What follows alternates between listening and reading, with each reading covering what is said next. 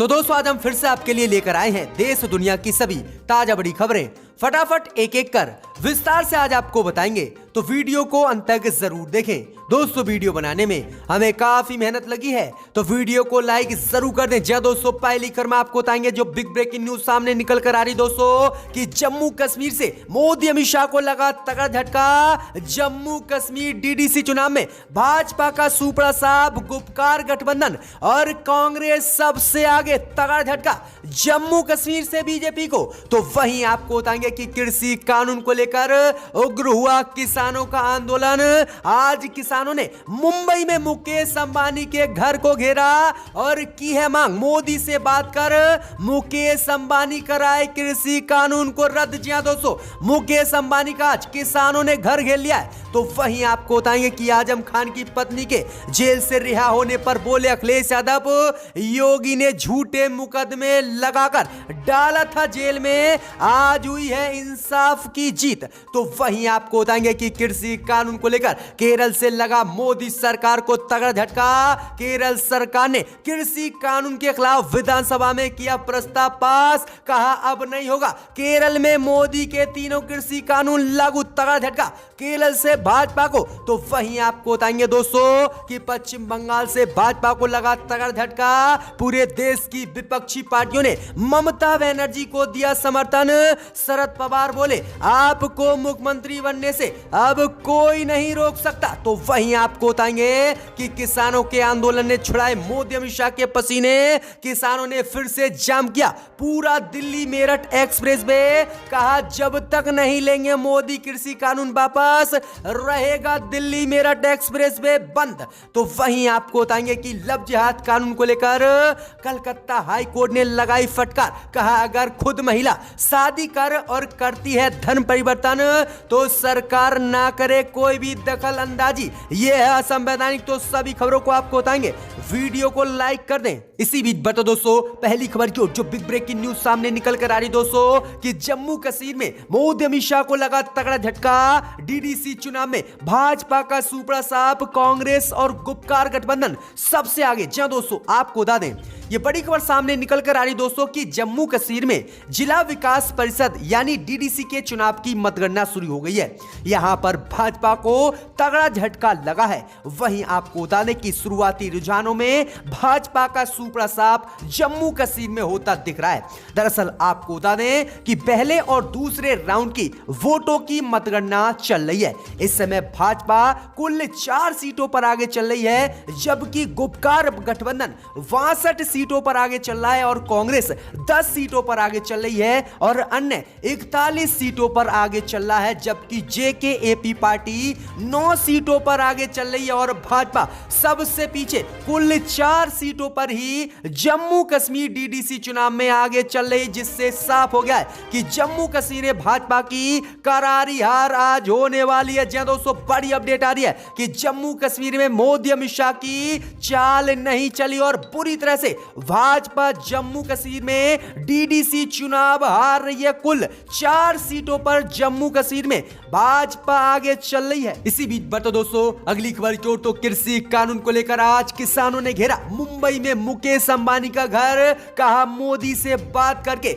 मुकेश अंबानी कराए कृषि कानून को रद्द। जी दोस्तों आपको बता दें कि कृषि कानून को लेकर देश के किसानों का आंदोलन बढ़ता हुआ जा रहा है, जिससे मोदी सरकार सहित मुकेश अंबानी भी घबराए हुए हैं। हाल ही में जब किसान आंदोलन शुरू हुआ था तो किसानों ने मुकेश अंबानी और जियो सिम का बहिष्कार करने का ऐलान किया था। इसी बीच आज खबर सामने निकल कर आ रही दोस्तों कि किसानों ने आज मुंबई पहुंचकर मुकेश अंबानी के घर को घेरा है और मांग की है कि मुकेश अंबानी प्रधानमंत्री मोदी से बात करके कृषि कानून को रद्द कराएं। वहीं आपको बता दें कि किसानों ने आरोप लगाया है कि मोदी सरकार के साथ मिलकर खेतीबाड़ी में कारपोरेट के जरूरत से ज्यादा दखल मुकेश अंबानी इस समय दे रहे हैं और किसानों की जमीनों को हड़पने की साजिश मुकेश अंबानी मोदी सरकार के साथ मिलकर कर रहे हैं। तो ये बड़ी अपडेट आ रही है कि आज किसानों ने मुंबई में जाकर मुकेश अंबानी के घर को घेर लिया है। तो ये बड़ी अपडेट आ रही है, धरने पर मुकेश अंबानी के घर के बाहर किसान बैठ गए हैं।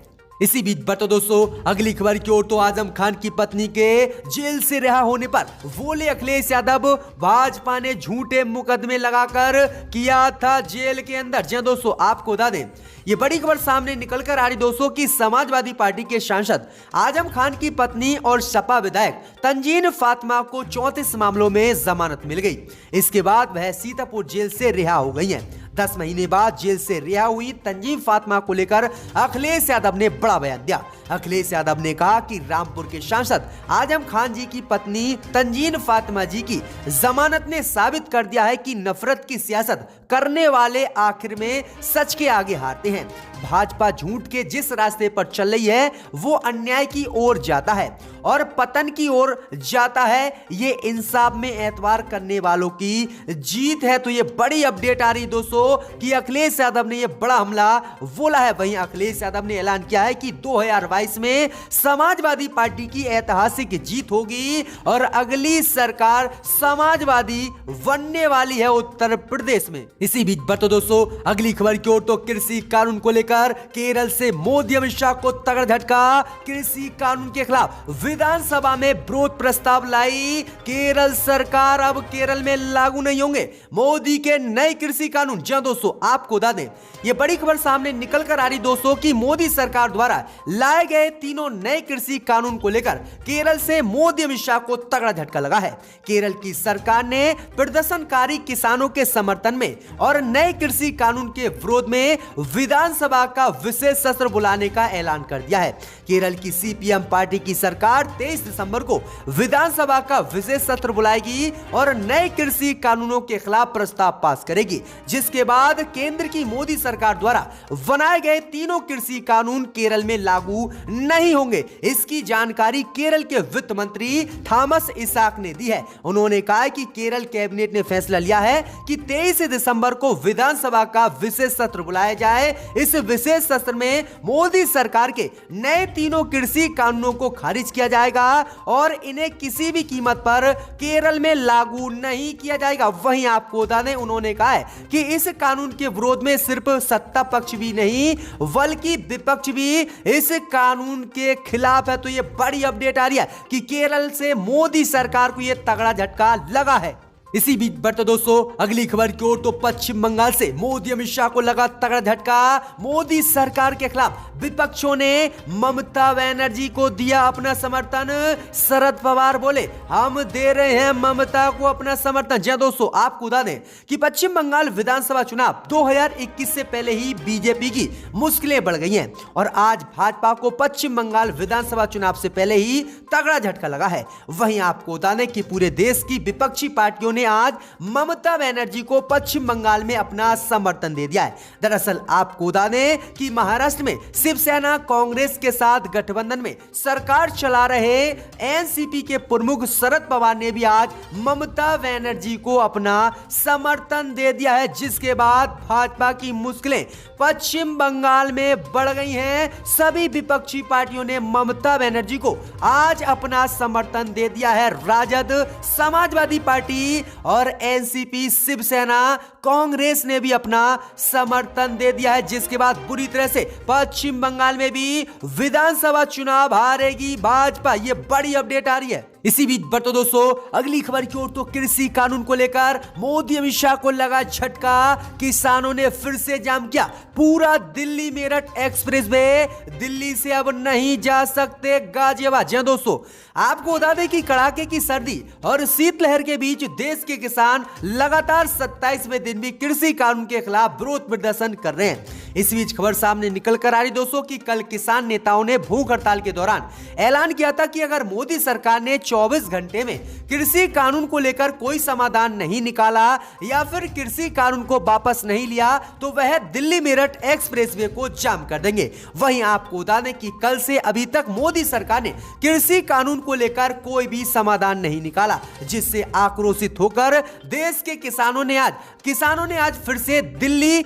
मेरठ एक्सप्रेसवे को दोबारा से जाम कर दिया है। ट्रैक्टर लगाकर किसान रोडों पर लेट गए हैं और अब किसी को भी दिल्ली मेरठ एक्सप्रेसवे पर नहीं चलने दे रहे हैं। वहीं किसानों ने ऐलान किया है कि जब तक मोदी सरकार कृषि कानून वापस नहीं लेगी या जब तक इस पर हमारी मांगों को नहीं मानेगी तब तक ये दिल्ली मेरठ एक्सप्रेसवे नहीं खोलेंगे। तो ये बड़ी अपडेट आ रही है, आप अब दिल्ली से गाजियाबाद भी नहीं जा सकेंगे। ये बड़ी अपडेट आ रही है कि जो है मेरठ दिल्ली एक्सप्रेसवे बिल्कुल किसानों ने आज जाम कर दिया है। इसी बीच बढ़ते दोस्तों अगली खबर की ओर, तो कृषि कानून को लेकर अब हरियाणा में गिरेगी भाजपा सरकार। किसान के समर्थन में भाजपा के गठबंधन वाली पार्टी जेजेपी के नेता ने छोड़ी पार्टी। जी दोस्तों, आपको बता दें ये बड़ी खबर सामने निकल कर आ रही दोस्तों कि किसानों के आंदोलन को समर्थन देने के लिए राजनीतिक पार्टियों के पद अधिकारियों द्वारा इन दोनों अपने पदों से त्याग पत्र देने का सिलसिला निरंतर जारी है।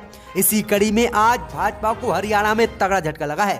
भाजपा के सहयोगी दल जेजेपी के एक बड़े विधायक ने आज जेजेपी पार्टी से किसान आंदोलन को लेकर इस्तीफा दे दिया है। जी दोस्तों, आपको बता दें कि जेजेपी के दादरी से युवा हल्का अध्यक्ष योगेश इमलोटा ने अपने पद से आज त्याग पत्र दे दिया है और कहा है कि मोदी सरकार कृषि कानून को लेकर किसानों के साथ अत्याचार कर रही है और पानी अब सिर से पार हो गया है। वहीं आपको बता दें कि जेजेपी छोड़ने के बाद दुष्यंत चौटाला के कार्यकर्ता भी नाराज हो गए हैं और उन्होंने ऐलान किया है कि दुष्यंत चौटाला को भी डिप्टी सीएम से इस्तीफा दे देना चाहिए और हरियाणा में भाजपा की सरकार गिरा देना चाहिए। वहीं आपको बता दें कि जेजेपी के हरियाणा में 10 विधायक हैं और 29 विधायक भाजपा के हैं, जबकि 31 विधायक कांग्रेस के हैं और हरियाणा में 90 कुल सीटें हैं। अगर जेजेपी अपना समर्थन वापस ले लेती है तो हरियाणा में भाजपा की सरकार गिर जाएगी। भाई आपको बता दें कि इससे पहले भी जेजेपी के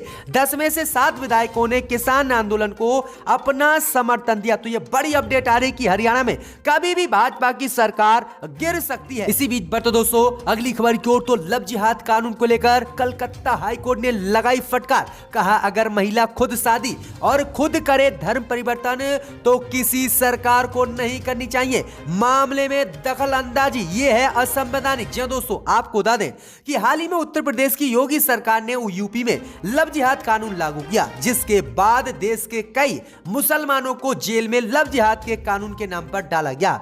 इस बीच खबर सामने निकल कर आ रही है कुछ ऐसे ही मामलों को लेकर कलकत्ता हाईकोर्ट ने भी एक बड़ा फैसला सुनाया है। दरअसल आपको बता दें कि शादी और धर्म परिवर्तन को लेकर कलकत्ता हाईकोर्ट ने आज एक अहम फैसला सुनाया है।